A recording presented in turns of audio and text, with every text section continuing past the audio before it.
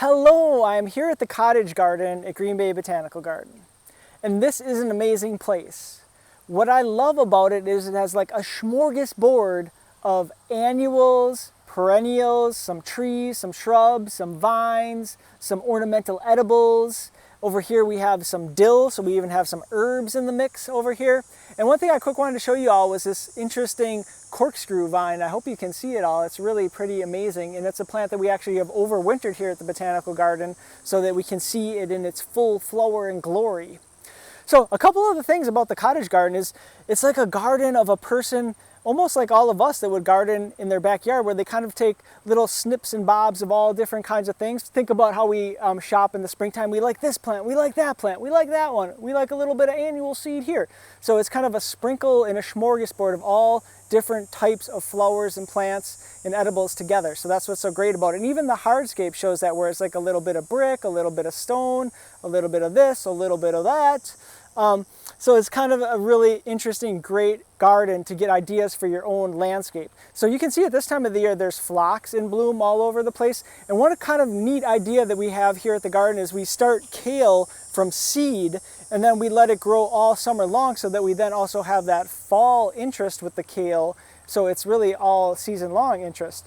And the other really interesting thing about the Cottage Garden is it has a lot of self-seeding annuals. So you can do that in your own garden with things like this amaranth here, with cleomes, with this Kiss Me Over the Garden Gate, pucker up, that will seed back here. And what you do is you just let them go to seed, and then the next season you weed out the seedlings and leave the ones where you want them. So it's a different way to like garden by editing. So that's something that I think is an interesting way to think about doing things in your own yard. It saves you money, and those plants then are growing where they want to grow because they found their own little niche in your garden. The Cottage Garden also incorporates a lot of really nice container plantings you can see here. So we also have some succulents and other different things here. These mangaves are a plant that's becoming a little bit more popular and something up and coming. And we had some morning glories. They were in bloom when I first came out here, the beautiful blue color, but now they've closed up in the hot part of the day.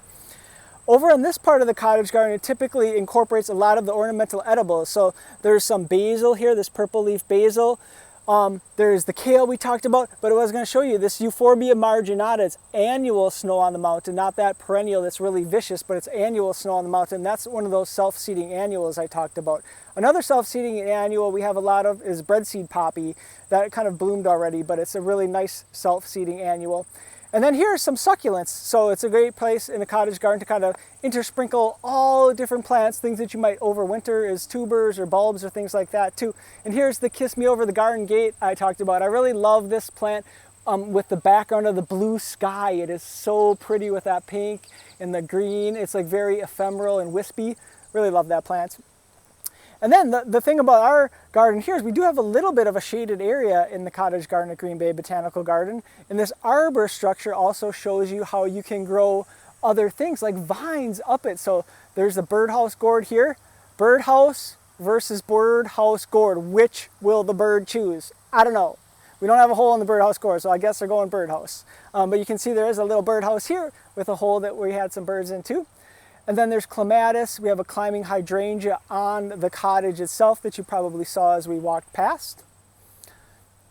And this is another idea for your own garden, to have a little nook and cranny with some shade and some, chairs and things where you can kind of sit down and enjoy your garden, because a lot of us spend a lot of time gardening and then we don't get a chance to enjoy everything.